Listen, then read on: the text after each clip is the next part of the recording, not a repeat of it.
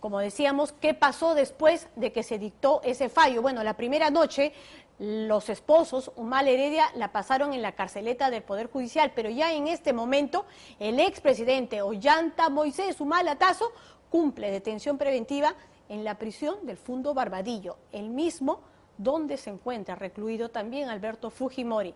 Por esas cosas de la vida, Humala Tasso emergió como su opositor en un levantamiento que, hecho sea de paso, siempre quedará en tela de juicio si fue realmente auténtico o un psicosocial que permitiera la fuga de Montesinos, que hizo ese mismo día, además, en el velero Carisma.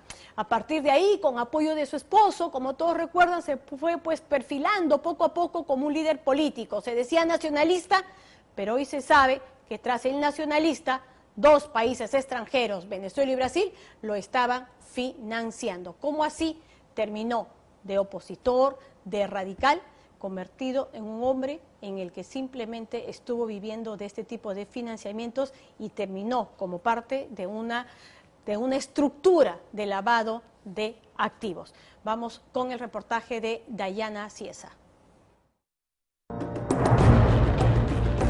Es el hombre que logró tocar los niveles más altos del poder. Y ahora se ha quedado completamente solo. Conoció todas las prerrogativas del cargo más importante en el país. Y desde hace un tiempo, ninguno de los que fueron sus primeros aliados políticos lo acompañan. Ninguno de los que lo secundaron durante las buenas épocas de campaña permanecen ahora a su lado.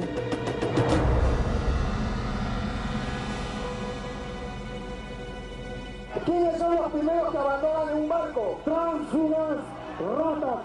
De esos tuvimos. Una larga lista de expartidarios lo acusaron de desleal y abandonaron el barco nacionalista. Ollanta Humala, el líder que ofreció la gran transformación, se transformó en un ídolo de barro. Está solo, sin partido, sin sus habituales defensores que poco a poco y por motivos similares se fueron apartando. Ahora no tienen ni siquiera un solo congresista. Se han quedado solos por culpa de ellos mismos, porque no fueron aceptados por la derecha tradicional y despreciaron a la izquierda nacionalista que los apoyó desde un comienzo, ¿no? Su vicepresidenta, su abogado confesor, sus más íntimos aliados se alejaron.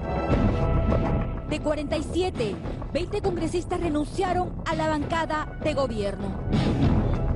Al final, ¿qué? Es un mamarracho, no hay nada. El guerrero que todo lo ve, significado de su nombre quechua, no fue capaz de percibir el declive político en el que poco a poco iba cayendo. No tenía suficiente carácter como para enfrentarse a los grupos de poder en el país. Se necesitaba de alguien que tuviese una convicción ideológica bastante fuerte y que tuviese además el carácter bastante fuerte como para enfrentarse al status quo. Un fuerte abrazo de Nadine, que les mando un fuerte abrazo a todos ustedes, porque así trabajamos nosotros. Trabajamos de la mano con Nadine como una familia, con hijos, porque creemos que es mejor gobernar el país como familia que como una sola persona. Parece que no le molestaba mucho que la gente lo percibiese como un cosito. Ya muestra pues una debilidad de carácter que no le conocíamos, ¿no? El poder del gobernante fue a parar a manos de su esposa. Permítanme que les explique que además de ser presidente de la República, también soy el esposo de Nadine. Y desde acá les envío un fuerte abrazo de Nadine. La figura del militar cada vez se iba debilitando. La investidura del mandatario de la República se perdía para dar paso a una nueva figura de gobierno implantada por los Humala Heredia. El cogobierno de la mal llamada pareja presidencial. Fue criticada por muchos, pero sobre todo por la propia familia de Ollanta. Yo creo que Nadine fue tomando cada vez más un rol protagónico, incluso en el mismo cerebro de Ollanta, ¿no? Evidentemente fue una influencia negativa, ¿no? Las consecuencias las estamos viendo ahora.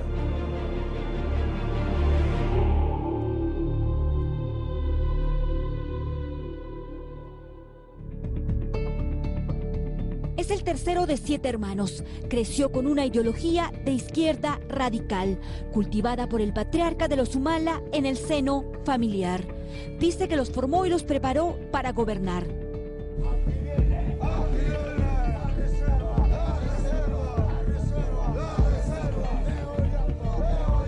Y el 29 de octubre del año 2000, un mayor en retiro de nombre Antauro y un comandante en actividad se levantaron en armas en Locumba.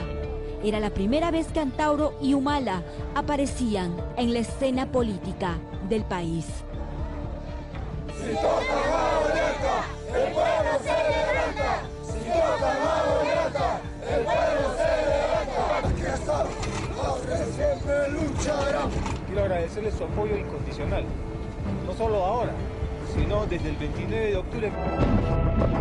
Se hacían llamar etnocaceristas, caminaron por calles y plazas, tomaron el campamento minero del lugar, acompañados de un grupo de soldados que se rebelaron en ese momento, supuestamente en contra del tercer gobierno de Alberto Fujimori. Se dijo mucho de ese acto rebelde que puso en duda el verdadero motivo del levantamiento. ¿Qué fue Locumba? Fue una farsa, fue una operación de engaño y una manipulación. Ollanta Humala, caso, es un falso valor. Vladimiro Montesinos, quien fugó en el velero Carisma hacia Venezuela ese mismo día que se produjo el levantamiento en Locumba, fue luego quien se encargó de desprestigiar el acto rebelde y decir que estuvo planeado para favorecerlo. Y es por todo ello que ahora no dice la verdad sobre los sucesos de Locumba, por cuanto la verdad monda y lidonda se prestó para facilitar mi salida del país en el velero Carisma. Esa es la realidad de los hechos. Siempre quedó la duda si la sonada fue verdaderamente un acto de rebelión de soldados que buscaban presionar para lograr una salida democrática. Y es que situaciones extrañas enturbiaron una vez más la actuación de Humala, como las 4 llamadas que ese día habría realizado Montesinos sospechosamente al cuartel militar de Locumba, y la falta de apoyo de los altos mandos militares a dicho levantamiento.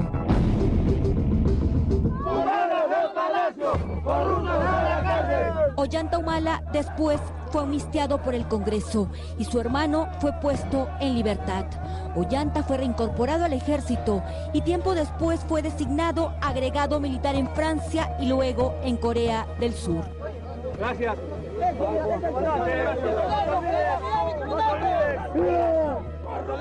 Muchas gracias.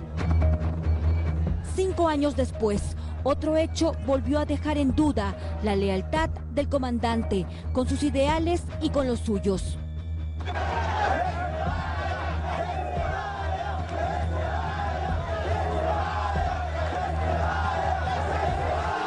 Iniciaba el año 2005 y un grupo de etnocaceristas liderados por Antauro Humala tomó la comandancia de la Policía Nacional en Andahuaylas.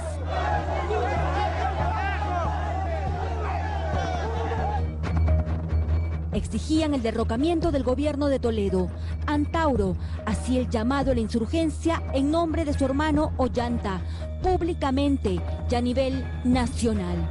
Este ha sido cogido por orden expresa del comandante Ollanta.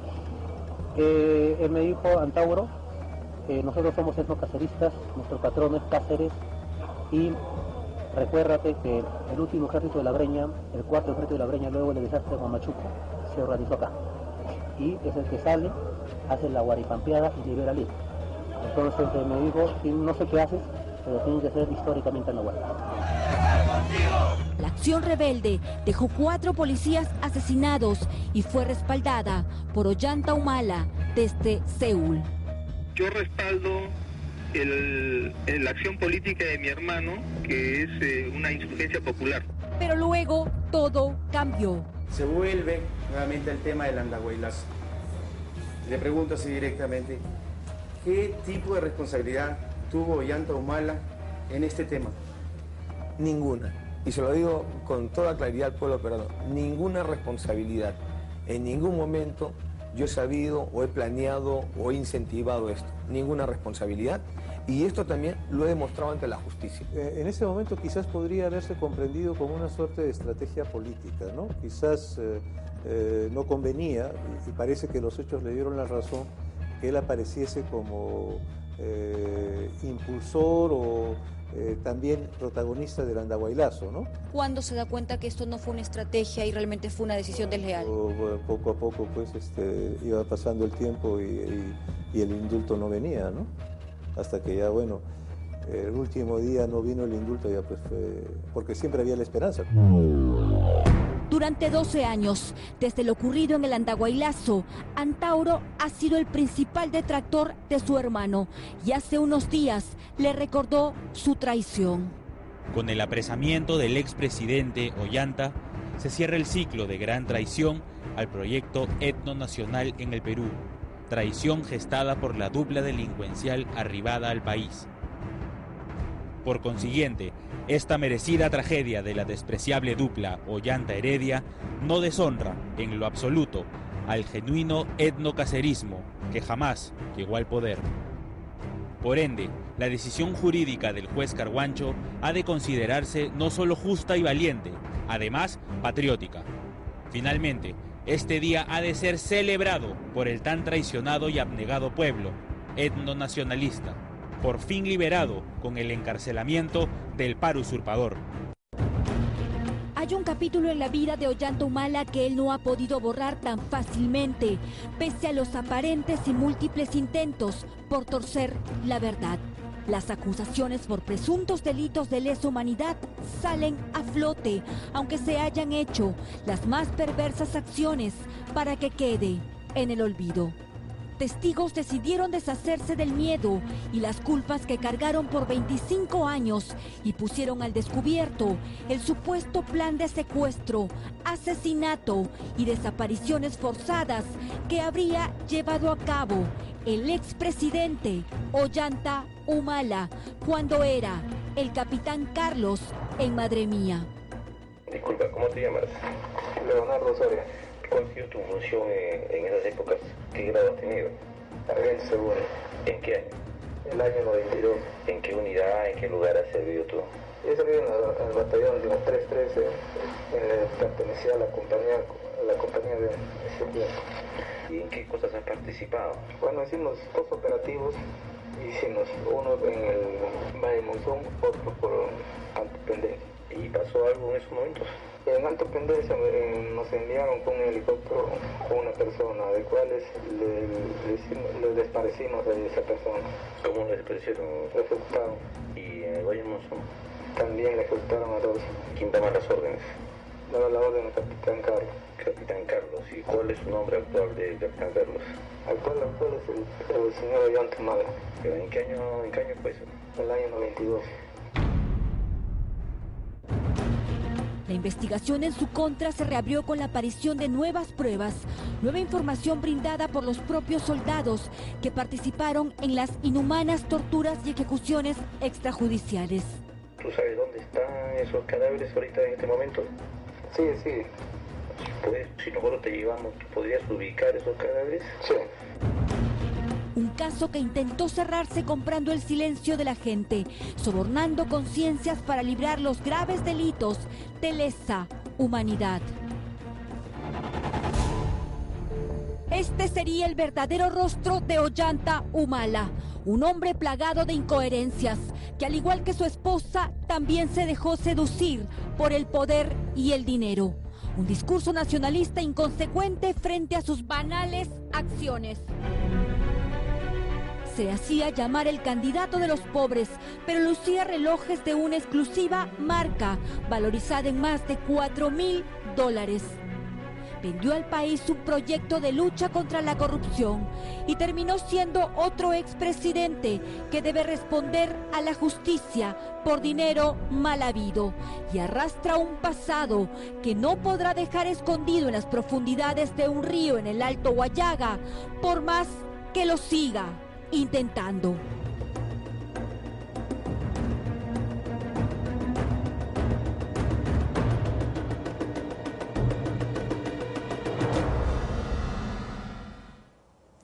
En su caso, una historia marcada por traiciones en